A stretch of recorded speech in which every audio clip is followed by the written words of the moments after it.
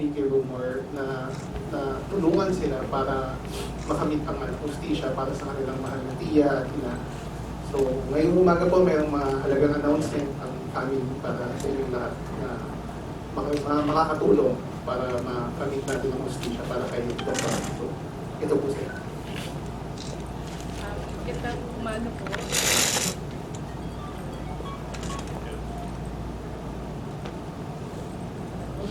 Hello. Good morning po sa inyong lahat.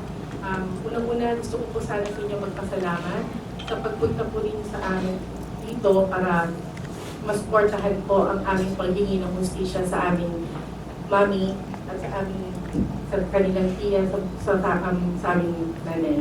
Humihingi din po ako nagpapasalamat po ako kay Tita Rose at kay Maki sa pagpunta dito, kinabuhan sa pagtulong dito sa amin. Nandito po kami sa harap ninyo dahil gusto po na sana namin na manawagan sa mga tao po ng Calbayog o kung sino man po ang nakakaalam at makakatulong sa amin para makamit ang hustisya para sa mami ko kay Dr. Vicky Rumohr. Ang aming pamilya po ay handang magkaloob ng 1 milyong pisong reward para po sa nakapagbibigay ng konkretong impormasyon at makapagtuturo po sa mastermind o kung sino man po ang nasa likod ng pagpatay po sa kanya. Sana po tulungan ninyo kami na makamit po ang hustisya para po sa kanya. Kasi po hindi naman po talaga niya deserving yung ginawa sa kanya. Napakabait po niyang tao. So masakit po sa amin. Hindi ko akalain na dito ngayon ako haharap sa inyo, pag-uusapan ng pagkamatay ng nanay ko. Hindi ko talaga po na-expect yan. So, sana matulungan po ninyo kami. Tulungan niyo po sana kami na makamit ang hustisya para sa kanya.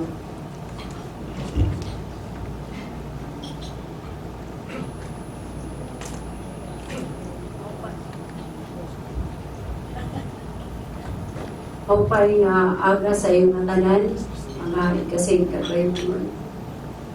We just would like to request ito sa tayo na pakilala mo na tapos how are you related with Dr. Vicky para may alam kami sa media.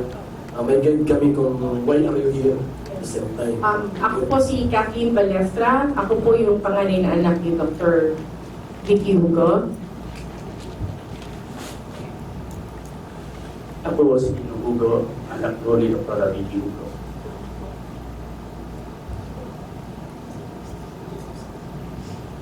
Ako po si Rose Roque, National Chief Coordinator ng Volunteers Against Crime and Corruption.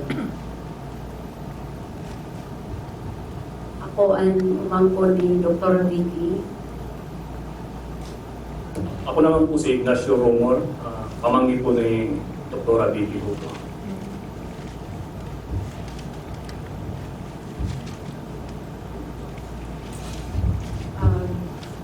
Una sa nga tanan, nagpapasalamat ak sa iyo pagkanhi o pagsuporta sini nga amon pagpamiling sa justisya sini nga akon auntie si Dr. Vicky Rumohr nga auntie ko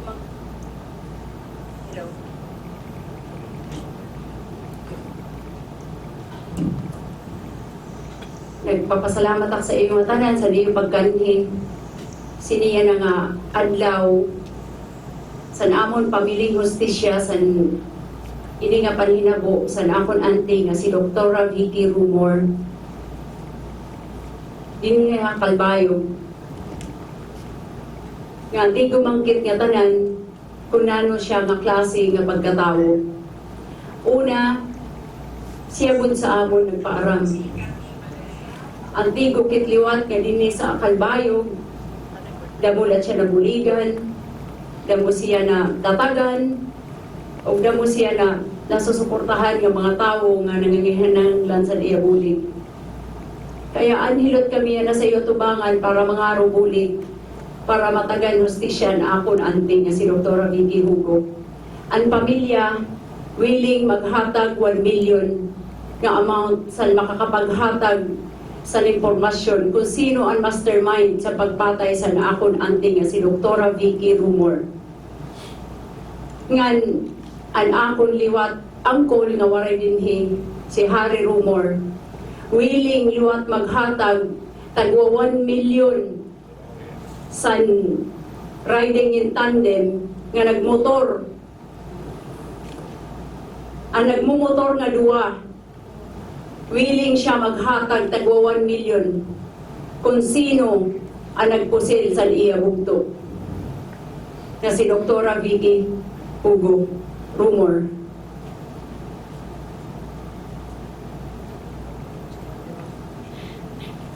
Ngan ini nga riding in tandem amon siya hihimuon state witness. Kung maruyag siya, tatagan namon siya protection. Ngan, isisecure namon iya seguridad. Diri siya mahaglok. Ini nga duwa nga tawo nagmumotor, ituddo nira kung sino ang nagtuddo sa ira sa pagpusil sa nakon auntie na si Dr. Vicky Rumohr. Maula.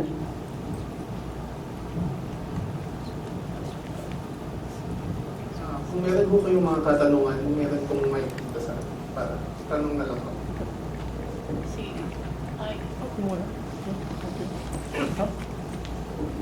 Magandang umaga po sa inyong lahat ng mga nandyan sa may table. This is my first time na nakarinig ng ganitong case. And then, ang nasa isip ko lang, naglalaro sa isip ko, why is it na parang pamilya ni na doktora ang inaatake? Is there anything na nagawa na to transpire this murder? Murder na siguro ang tawag dito? Kay doktora, naiisip ko lang, baka naman siguro isa-isa rin sa inyo maging biktima ulit. So, we want to know, ano ang motive, bakit ganito ang nangyari kay doktor? Sir, to answer that question, hindi ko po talaga alam kung ano ang naging motibo. Kaya nga po kami humihingi ng tulong kung sino man ang nakakailam, ang dahilan at kung sino man ang nasa likod ng pagpatay sa kanya. Kasi knowing my mom, wala po kaming kilalang kaaway. Actually, lahat po ng tao dito, you could do your own research po and investigation. Marami natulungan ng mami ko. Actually, lahat po sila nangihinayang sa pagkamatay ng mami ko. Wala po kaming alam na motibo sa pagpaslang sa kanya. So kaya po kami nandito ngayon para po humingi ng tulong sa inyo. By the way pala, madam, ako, Raul Villarde from Star Radio Calbayog. I forgot to introduce myself. Siguro sana walang limit ang questions so that we would know. Siguro one follow-up para we can give time with other... Or later din kung meron akong mapop-up na question. Kasi para at least masusiban ang ini nga case. Kasi we want to dig up kung ano ba talaga ang ano. So actually, let's reserve that other question to other media. To our guests from the table, we have media from Tacloban, Calbayog. I think Katarman is already on the way coming in Calbayog. Okay. So one follow-up question. I'm sure other media outlet have important question also. Okay, sige. Ganito na lang. Meron bang kinonduct na investigation ang city ng tawag ito, Calbayog City Police Station regarding this case? Wala pang spot report in investigation regarding this case? There is an investigation going on, but it's not from Calbayog City. That's all I can say. Okay, we would like to remind our media people na if possible we can limit the question on their capacity as justice seekers. No? Kasi when we talk about police, sa police matter siguro yan. No? So we will try to explore something from these people who are seeking justice. Okay, Miss Miriam Disacada from Tacloban. Good morning, I'm Miriam Disacada, the Philippine Star. I'm also a news writer of the YBL Action Radio. My question is, as a family, wala ba kayong nalaman or nag-complain si mami ninyo na may problema siya sa security, sa kanyang trabaho, sa kanyang mga daily routine when she was in Calbayog? As I've said, an investigation is going on, but we cannot really say much about the matter. But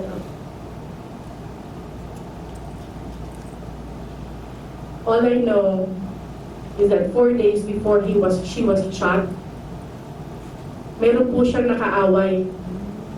Nakasagutan po. Yun lang po masasabi ko. Ayoko na po sana divulge any more information with regards to that because investigation is going on. Yung nakaaway niya ba, ma'am? Kapamilya niyo or ibang tao? As I've said, I don't want to divulge any more information with regards to that because it might derail the investigation. Sabi ECC, ma'am, the representative of PBCC, anong dapat may tulong ninyo? Have you received informations para matulungan ninyo ang investigasyon? Unang-una, Vicky is a friend and a BACC member and coordinator. 9 or 10 years ago, nag-create kami ng BACC Calbayog. Hinanap talaga ni Vicky yung office namin para sa pagmamahal niya sa Calbayog. Kasi napakarami daw po nang namamatay, na may parang tingin niya parang may news blackout, walang nagre-reklamo, anyan may mga pinapatay. So yun ang yung pagmamahal niya sa mga tao dito, nag-6 siya. So sabi niya magtatag tayo, ako ang mag-leader. So nagtatag nga po kami dito. Now, naging very close friend ko na siya after that, naging kapamilya halos. Kasi palagi siyang nag-visit sa office. Pagkakakilala ko sa kanya, yung puso niya talagang gustong-gusto niyang matulungan yung mga biktima. At nakakalungkot na ngayon siya ang biktima at siya ang ipaglalaban namin para makamit ang hustisya. So, nakita ko nalaman ko yung balita, malapit nang i-cremate si Vicky. Tapos na. So nagulat ako, wala akong kaalam-alam kasi I think 6 months before siya napatay, nag-usap kami, pupunta siya sa office, makikipagkita. So right now, wala pa rin po kaming alam sa investigation, basta narinig ko rin lang sa kanila. Pero ito yung sinasabi ko, this is the commitment of the ACC. Hanggat hindi siya nabibigyan ng hustisya, hanggat walang nasa kulungan, hindi po titigil ang BACC para siya ay mabigyan ng hustisya at maalalayan namin sa anumang capacity na pwede namin gawin. Salamat po. Okay, next question. I'm Soylo Pedrosa from UAPFM and UDF. Gusto ko lang maipaabot ito.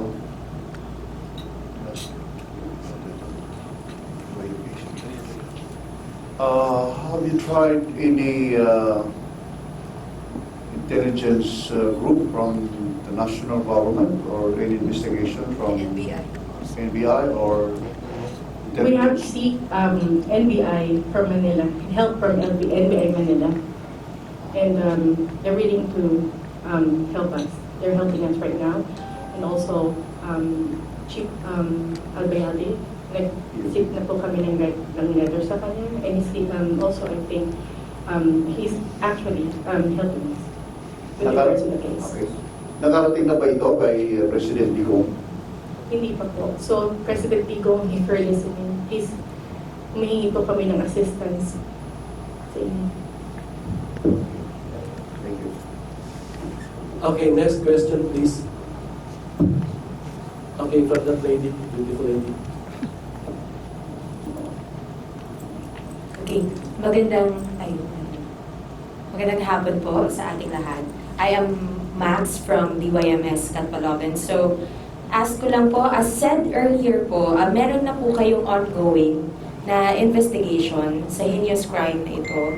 And so may I ask po kung meron na po ba kayong lead or May idea na po ba kayo, nabigyan na po ba kayo ng progress ng situation, ng investigation?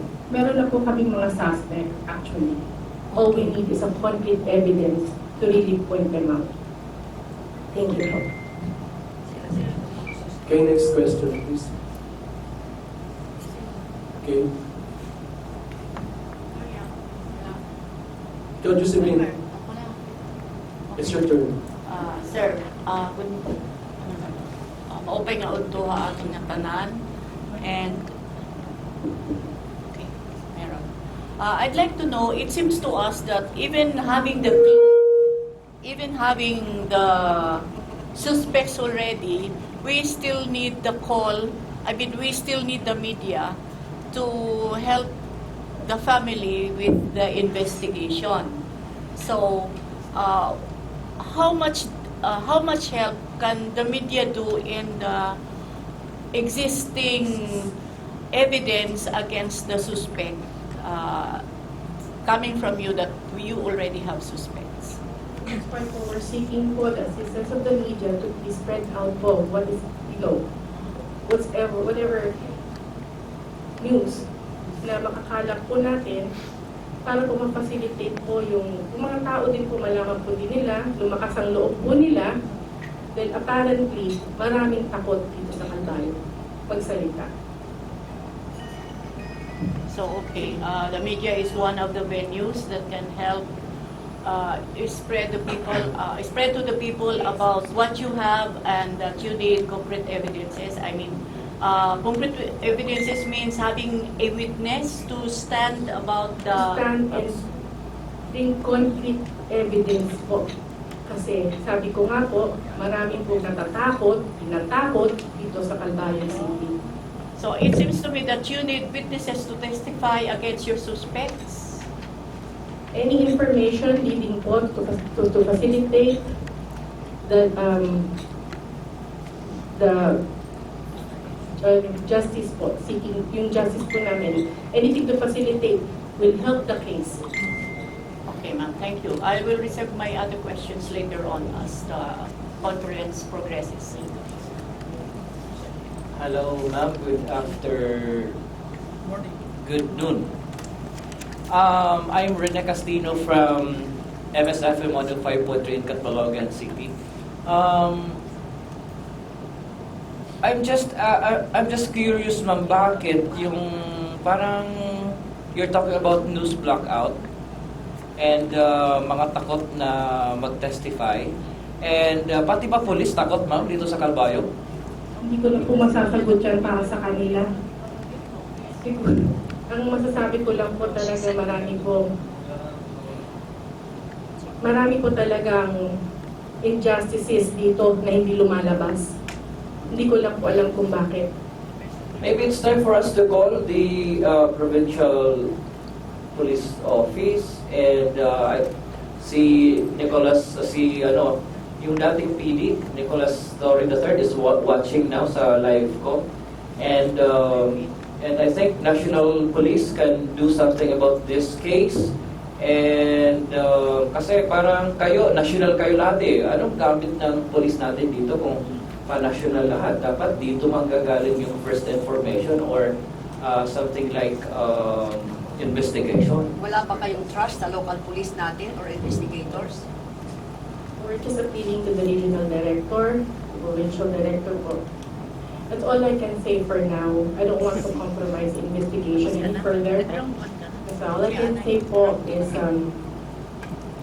sana po talaga makamtan natin ng justice po dito because really po, ang dami po talagang injustices dito sa Calbayog. I'm not only speaking for my mom alone, but for the other people also who's victim of injustice here. As I've said, my mom initiated po, my mom called VACC 2 years before para help po ang Calbayog because of all the injustices dito na nangyayari. I don't know, yun nga po ang tanong ko dito eh. A lot of people have been killed but there's no news na lumalabas. And so, hindi ko po alam kung bakit. I'm not saying anything anymore. I don't want to say anything anymore. I think baka po pati ako mapatay. I think, ma'am, all criminal incidents in Calbayog has always been reported by the media, but wala na kami doon sa investigation. So the media, kung ano man ang nangyayari, yun lang ang nare-report namin. So we're still also waiting kasi nung napatay ito, nakapag-flash report nga ako dito. So ang media hanggang dyan lang muna. Kasi pag tinatanong naman yung police, investigation pa.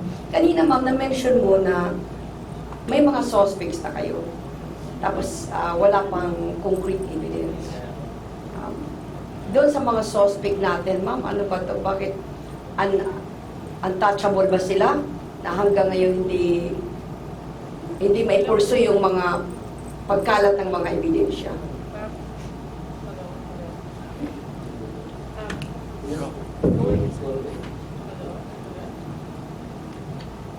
Kaya nga po ma'am kami humingi ng tulong sa media at nagbibigay na po kami ng reward. Kasi po, napakahirap po kunan ng impormasyon ng tao dito. Apparently, ayaw nilang magsalita. I do not know po kung bakit. So I don't know kung paano nyo i-assume yan or whatsoever, but all I know is that people here are scared to talk. Thank you. Okay, next question, please. Yeah, good morning. Greg Aspire from SummerNews.com based in Calbayog. Marami na pong patayan dito sa Calbayog. In your own assessment, parang may idea na kayo sino yung mga suspects. Is this one of the issue about political killings here in Calbayog? Or plainly just a plain crime? Hindi ko po alam yan, but I know it's not political. Miss Miriam Timan. Okay. Miriam. Okay.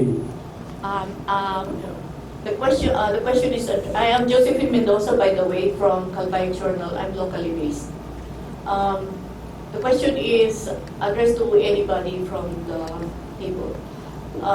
Ma'am, aside from government investigators, have we tapped private investigation or private intelligence agencies to investigate the matter? Wala pa po kaming private investigation going on. We seek the help of the police and NBI po. So what we have now is based on investigation of government investigation. Yes po. How far have we gone, NBI? How far have we gone in tapping government investigating agencies po? PNP, the NBI, what else po? Dante Jimenez is for life na siyang audit chairman ng BACC. Now, nandun siya sa Secretary Jimenez is now with Presidential Anti-Corruption Commission. So personally, nung nagkita-kita kami, personally nandun si Dante to assist kasi yun naman talaga ang ginagawa namin ever since. Now, kahit nandun siya sa PACC, he remains to be the podium chairman emeritus.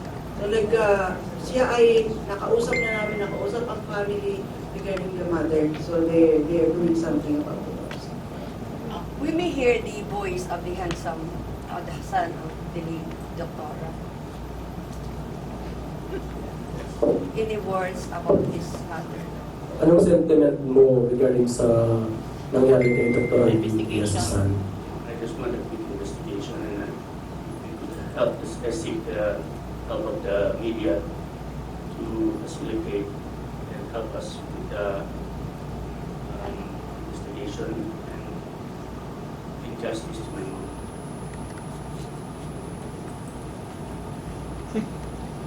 Ma'am, how far are we in the investigation? How far are we to filing a case against your suspects? 80% na po kami, pero as I've said, any help, media, I know has a lot of power to spread this news. I know you can help us po sa pag-seek ng justice. Because I know media is very good at spreading the truth and everything.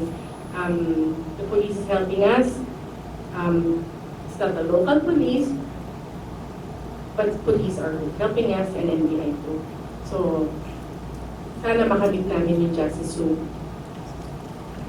Okay, Miriam, last two question kasi our people in the table are leaving to passenger flight in Tacloban. Go ahead, please. Good noon po, Miriam Timan from Net25. Gusto ko lang sanang itanong, yung makakapagbigay ng information regarding the suspect or yung riding in tandem or kahit sila mismo mag-surrender, mag-reveal kung sino man yung mastermind sa pagpatay kay Dr. Vicky Rumohr, kanino po sila pwede magtiwala? Saan sila pwede magbigay ng impormasyon? Ito po yung phone number, 0915-394-1096. Kanino po yan, ma'am? The police hotline po sa pinagkakatiwalaan naming police. Bali yan po, ma'am, yung bali po, private phone po yan ng police. Hindi po. It's a private hotline po yung tumutulong po sa amin. Okay. Thank you. And also, they could also contact the ACC po.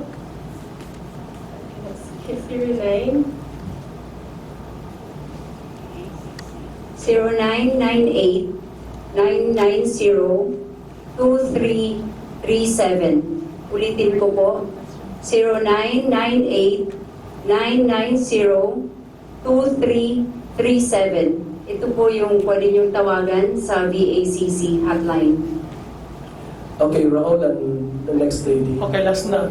Kasi para mabigyan din sila ng... Very brief.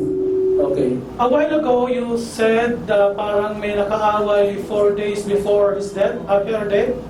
Ang tanong ko lang din ngayon, bali dalawa na lang para dire-diretsuhan na.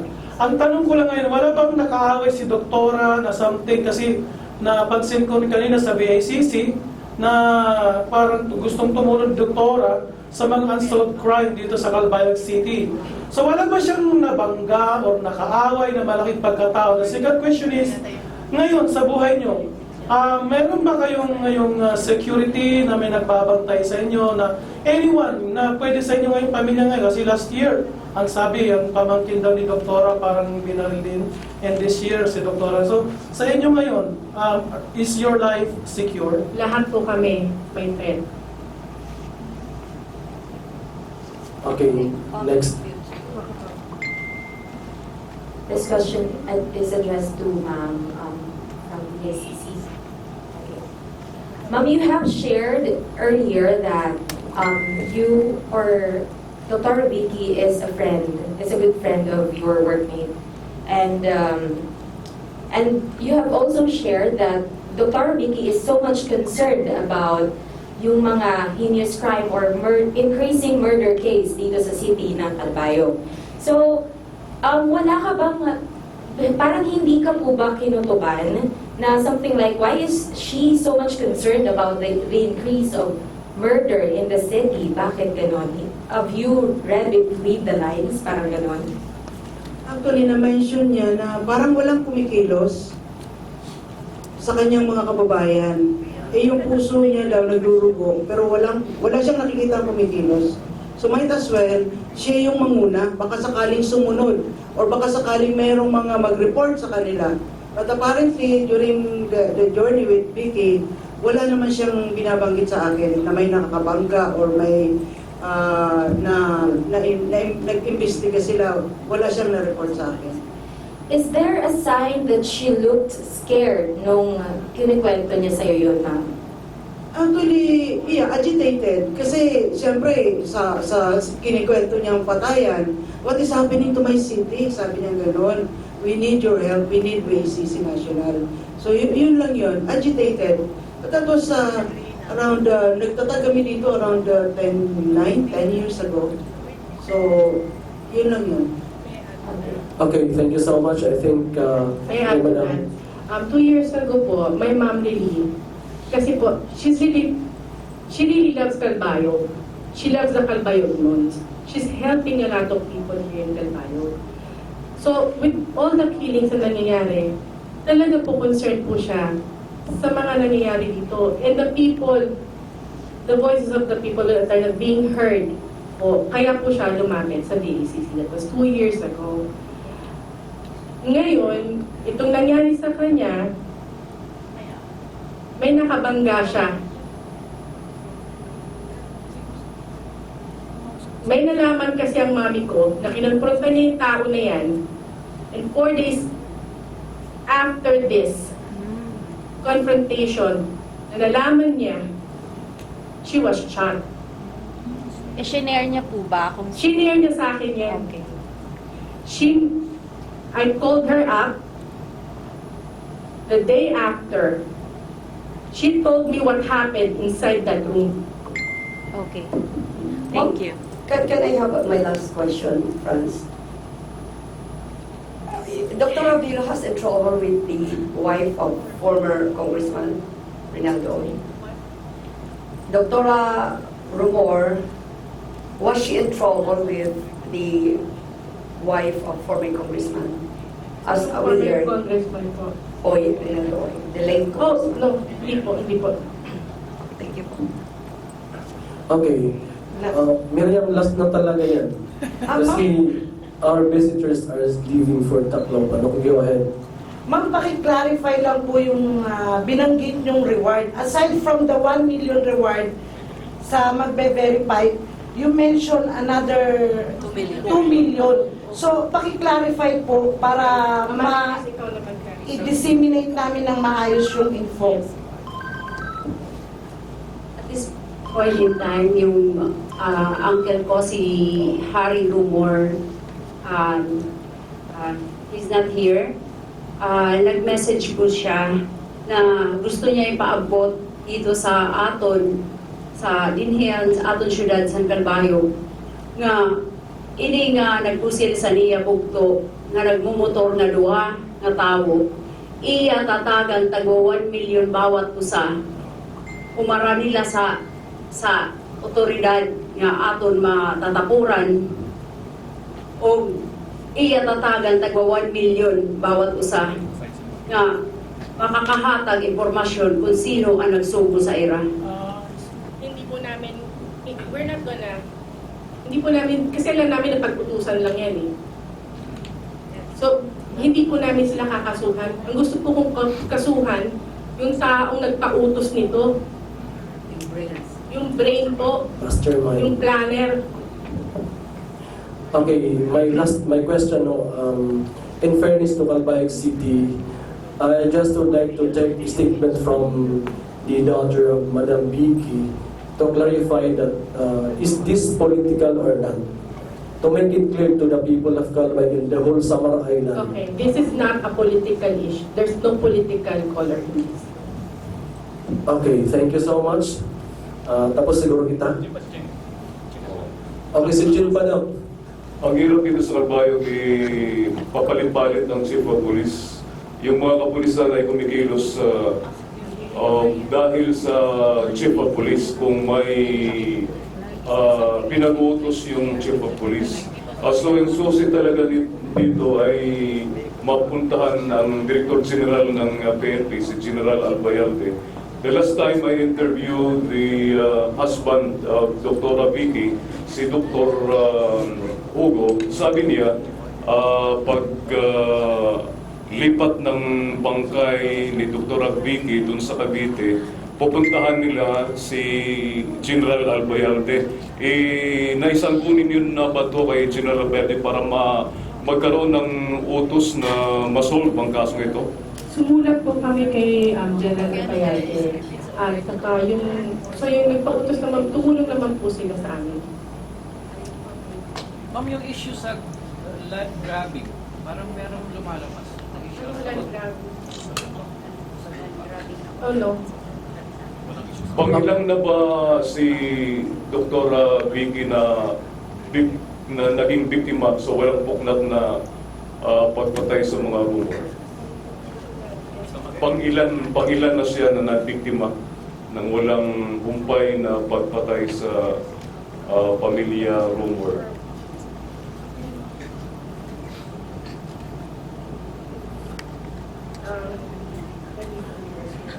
Yun, in fairness naman, daw pamanda. Kaya mas ang term na walang pugnat, walang sige ka kasi mana Kasi dito. kasi po, victim din po. May isang victim last dalawa pa lang. Sige. Kasi po, victim din po dati nila years ago. So, Okay. Si Josephine, last question please. I'd like to ask the family if it's alright to ask questions about there are rumors about talks circulating in Calbayog about an existing family problem with regarding land disputes, the property. it's not about land. So the family believes that it is not about the land Family believes disputes. that land. It's not about the land. Okay, so to wrap up with this press conference, we would like to get a statement from each of our guests at the table, starting from the son of Madam Vicky. Yan, sana matulungan niyo kami na mabigyan justisya ang mother namin. Salamat po. Sa BACC, katulad na sinabi ko kanina, hindi po kami titigil at hindi namin iiwanan ang pamilya hanggang sa may makita kami nakakulong.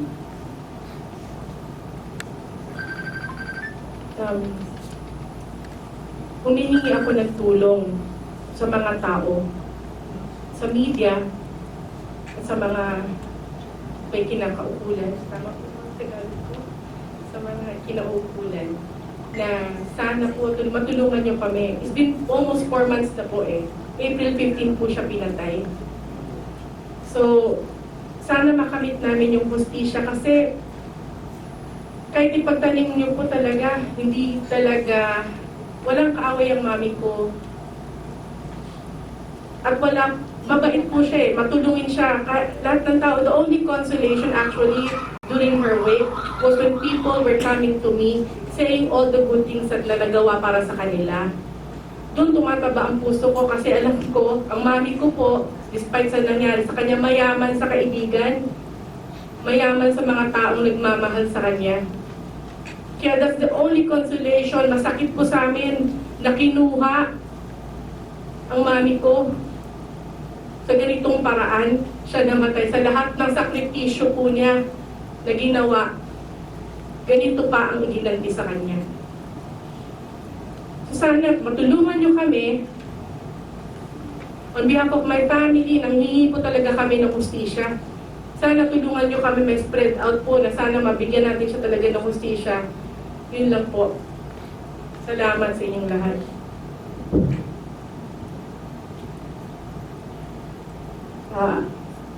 Sa ato din nga mga Calbayog nun, yan nga nahibaro na kam nga maghahatag ang hamon pamilya sa reward.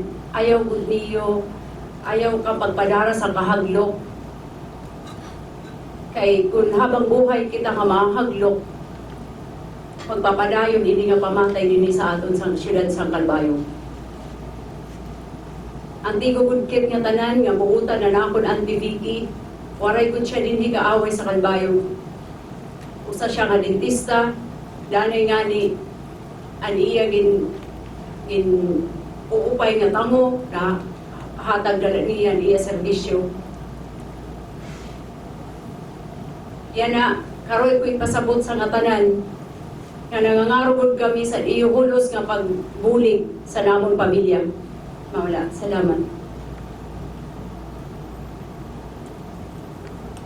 Si Auntie Vicky, simula namatayan namong parents, 1985, ako namay.